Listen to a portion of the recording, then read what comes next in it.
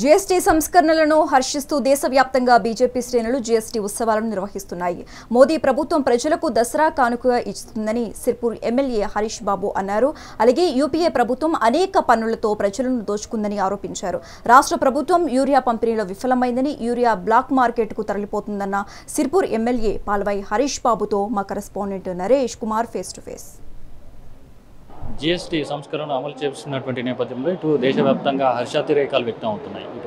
మరి రాష్ట్ర వ్యాప్తంగా కూడా బీజేపీ శ్రేణులు సంబరాలు జరుపుకున్నటువంటి పరిస్థితి నెలకొంది. మరి దీంతోపాటు ఇటు జిల్లా వ్యాప్తంగా కూడా పేద మధ్యతరగతి వర్గాలకు కూడా ఎంతో లబ్ధి చేకూరుందని చెప్పేసి అందరూ హర్షాతిరేకాలు వ్యక్తం చేస్తున్న పరిస్థితి నెలకొంది. ఈ నేపథ్యంలో ఇటు బీజేపీ పార్టీ శ్రేణుల ఆధ్వర్యంలో ప్రతి జిల్లా కేంద్రంలో కూడా అవగాహన సదస్సులు నిర్వహిస్తూ ప్రతి జిల్లా కేంద్రంలో కూడా పార్టీ కార్యాలయాల్లో ఇటు సమావేశాలు ఏర్పాటు చేసి జీఎస్టీ స్టాఫ్ల విధానం వల్ల ఏ విధమైనటువంటి లబ్ధి చేకూరుందనే విషయాలను కూడా జిల్లా అధ్యక్షుల ఆధ్వర్యంలో కూడా సమావేశాలు ఏర్పాటు చేసి వివరాలు వెల్లడిస్తున్నారు. మరి ఈ కార్యక్రమంలో మంచిర్యాల జిల్లా కేంద్రంలో ఉన్నటువంటి బీజేపీ పార్టీ కార్యాలయానికి ముఖ్య అతిథిగా ఇచ్చేసినటువంటి సిర్పూర్ ఎమ్మెల్యే పాల్వాయి హరీష్ బాబు గారు ప్రస్తుతం మనతో పాటు ఉన్నారు. మరి జీఎస్టీ సంస్కరణ అమలు వల్ల ఏ రంగాలకు అభివృద్ధి చేకూరుతాననే విషయాన్ని ప్రస్తుతం మరి వారి మాటల్లో తెలుసుకునే ప్రయత్నం చేద్దాం. సార్ చెప్పండి, ఇటు జీఎస్టీ సంస్కరణ అమలు చేసినట్టు లేదు, స్లాబులు రద్దు చేశారు. మరి దీనివల్ల ఏ రంగాలకు ఏ వర్గాలకు లబ్ధి చేకూరనుంది?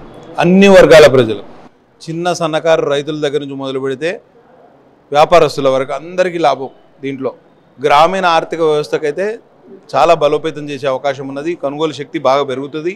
ట్రాక్టర్ల మీద జీఎస్టీ స్లాబ్ తగ్గించినాం, ట్రాక్టర్ టైర్ల మీద జీఎస్టీ స్లాబ్లు తగ్గించినాం, తర్వాత ఎరువుల మీద, విత్తనాల మీద, డ్రిప్ ఇరిగేషన్ మీద, మైక్రో ఇరిగేషన్ మీద, వ్యవసాయ పనిముట్ల మీద, అన్ని ప్రతి వస్తువు మీద ఇవాళ పన్ను తగ్గింపు జరిగింది. 99% వస్తువుల మీద వాళ్ళ పన్ను తగ్గింపుతోటి రేట్లు తగ్గుతాయి. తద్వారా ప్రజల కొనుగోలు శక్తి కూడా పెరుగుతుంది. కొనుగోలు శక్తి పెరగడంతో ఉత్పత్తి రంగం కూడా బలోపేతం అవుతుంది. ఉత్పత్తి రంగం బలోపేతం అవ్వడంతో ఉద్యోగాల కల్పన పెరుగుతుంది. ఉద్యోగాల కల్పనతోటి దేశ ఆర్థిక వ్యవస్థ ఇంకా బలోపేతం. ఇంతకుముందు జీఎస్టీని అమలు చేసిన సమయంలో స్లాబుల వల్ల అమలు చేయడం, మళ్ళీ జీఎస్టీ పన్నుల వల్ల మధ్యతరగతి ఎవరైతే వర్గాల ప్రజలు ఉన్నారో వారి నడ్డి విరుస్తున్నారు, మోడీ ప్రభుత్వం మధ్యతరగతి ప్రజలకు తీవ్ర అన్యాయం చేకూరుస్తున్నారని చెప్పేసి ఆరోపణలు చేశారు. మరి ప్రస్తుతం జీఎస్టీ సంస్కరణలు ఇప్పుడు స్లాబులు తగ్గించడం వల్ల రాష్ట్రానికి, అంటే మన తెలంగాణ రాష్ట్రానికి సంబంధించిన ఆదాయ వనరులు కోల్పోతున్నామని చెప్పేసి కొంతమంది మంత్రులు కూడా ఆరోపించిన సందర్భాలు, దీనికి మీరేం చెప్పారు? ఎక్కడ గతంలో ఉన్న వాటిని రేషనలైజ్ చేసి సహేతుకంగా తయారు చేసినాం. పన్ను అనేది పెంచలే, పన్ను పరిధి మాత్రమే పెంచినాం. అంటే ఏదైతే జీరో దందా చేసే వాళ్ళు ఉన్నారో వాళ్ళందరినీ పన్ను పరిధిలో తీసుకురావడంతో వసూళ్లు పెరిగినాయి. ఇప్పుడు అది తగ్గడంతో మా ఆదాయం పడిపోతుంది అని అంటే ఇన్ని రోజులు మరి నువ్వు వాటా తీసుకున్నావు కదా, నువ్వు తప్పు చేసినావు. మరి ప్రాబ్లం ఏంటంటే ఇవాళ సమాఖ్య వ్యవస్థలో రాష్ట్ర ప్రభుత్వాలను కూడా ఆదుకోవాలనే దృక్పథంతో అలా నరేంద్ర మోడీ ప్రభుత్వం అధికారంలోకి వచ్చిన తర్వాత పన్నుల వాటాను కూడా, సెంట్రల్ ట్యాక్సెస్ యొక్క వాటాను కూడా 36% నుంచి 41% పెంచింది. అంటే ప్రతి రూపాయి కేంద్ర ప్రభుత్వానికి వస్తే అందులోకెళ్ళి డైరెక్ట్గా 41 పైసే అది తీసుకొచ్చి రాష్ట్ర ఖజానాను జమ చేస్తాను.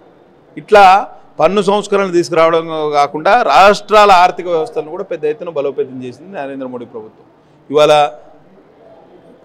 మన రేవంత్ రెడ్డి గారు కానివ్వండి, రాహుల్ గాంధీ గారు మాట్లాడే మాటలు చాలా అంటే తీసికట్టుగా తయారైనాయి. ఎందుకంటే వాళ్ళు ఆ రోజు గబ్బర్ సింగ్ ట్యాక్స్ అన్నారు. ఇవాళ అదే జిఎస్టీ వలన ఇవాళ గ్రామీణ ఆర్థిక వ్యవస్థ కానివ్వండి, దేశ ఆర్థిక వ్యవస్థ కానీ బలోపేతమైంది. ఇవాళ పన్ను తగ్గింపు సాధ్యమైంది. తద్వారా ప్రజలకు ఇంకా వస్తువులు కొనుగోలు చేసే శక్తి కూడా పెరుగుతుంది. తద్వారా ఇంకా లాభం జరుగుతుంది. రాష్ట్ర ప్రభుత్వానికి కూడా లాభం జరుగుతుంది, నష్టమేం జరగదు. వీళ్ళు చెప్పేదంతా అబద్ధం. ఇంకోటి, సిర్పూరు నియోజకవర్గంలో ఇటీవల కురిసినటువంటి వర్షాలకు మౌలిక వసతులు కల్పించడానికి, అంటే రోడ్డు సౌకర్యాలు కావచ్చు, ఇతర సౌకర్యాలు కల్పించడానికి అటవీ శాఖ కుర్రీలు పెడుతుంది. ఇటు స్థానికంగా ఉన్నటువంటి ఎమ్మెల్యే కూడా ఎలాంటి దాని మీద శ్రద్ధ చూపడం లేదు. అటవీ శాఖ నుంచి కేంద్రం నుంచి అనుమతులు తీసుకురావడంలో నిర్లక్ష్యం వహిస్తున్నారనే ఆరోపణలు వచ్చాయి. దీనికి ఎట్లా మీరేం చెప్తారు? అటవీ శాఖ కేంద్ర రాష్ట్ర ప్రభుత్వాల అధీనంలో ఉంది, కానీ అమలు చేయాల్సిన బాధ్యత రాష్ట్ర ప్రభుత్వాన్ని. మేము అనుమతులు తీసుకొచ్చిన వాటికి కూడా రాష్ట్ర ప్రభుత్వం నష్టపరిహారం చెల్లించలేని పరిస్థితిలో ఉంది. రాష్ట్ర ప్రభుత్వంలో ఎక్కడ డబ్బులు ఉన్నాయండి? రాష్ట్ర ప్రభుత్వం దగ్గర ఏమైనా డబ్బులు ఉన్నాయా? ₹1 చెల్లించడానికి sanitation workers, municipal sanitation workers ధర్నా కూర్చున్నారు. ఇవాళ మన మిషన్ భగీరథ ఆపరేటర్లు ధర్నా కూర్చున్నారు. కాగంజర్లో మున్సిపాలిటీ గ్రామ పంచాయతీ వర్కర్స్ ధర్నా కూర్చున్నారు. 4 నెలలుగా పండగ పూట పస్తులు ఉండే పరిస్థితి. ఇవాళ డబ్బులు లేక మీరు ఇబ్బంది పడుతూ మమ్మల్ని బ్లేమ్ చేసే కార్యక్రమం చేయకండి. జిఎస్టీ సంస్కరణ అమలు వల్ల ఇటు పేద మధ్యతరగతి ప్రజలకు కూడా ఎంతో లాభం చేకూరుందని, అలాగే దీంతో పాటుగా ఏదైతే మధ్యతరగతి లాభం చేకూరున్నటువంటి నేపథ్యంలో ఇటు ఉద్యోగ ఉపాధి అవకాశాలతో పాటు పన్ను శాతం పెరిగి ఇటు ఆర్థిక వనరులు కూడా పెంపొందించినటువంటి అవకాశం ఉందని చెప్పేసి సిర్పూర్ ఎమ్మెల్యే చెప్తున్నటువంటి పరిస్థితి కనిపిస్తూ ఉంది. ఇది ఇక్కడ తాజా పరిస్థితి. Camera person సతీష్తో